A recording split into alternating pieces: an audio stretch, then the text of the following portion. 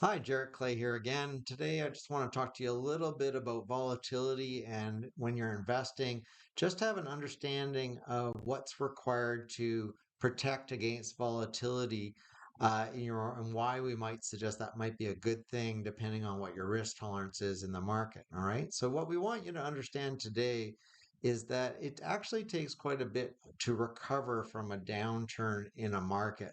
So when we're looking at returns in the overall markets, it's a little bit deceiving because basically, if you go through a 20% reduction in the your market growth, so if we lose 20% in one year perfectly, it would require a 25% gain the very next year to be able to get all the way back to the same spot.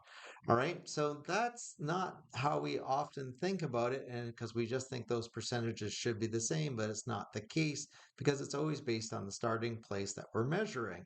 All right. So when you go through a 50% loss in the value of your overall portfolio, you'd actually have to gain 100% gain to get back to a break even spot on that same portfolio. So it's about understanding how you're invested and how that's going to match your outlook. If you have time, that we're not saying that it doesn't good to go through the volatility because at the end of the day, you may still very well end up with more money after the compounding effects over the long term.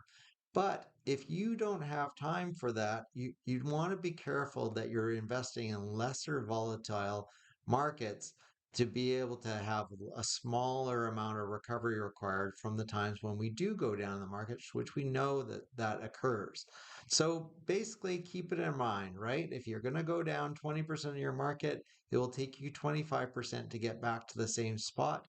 And if you're multiplying that out, if you go down through 50% in your markets, you're going to take 100% gain to get back to that break even.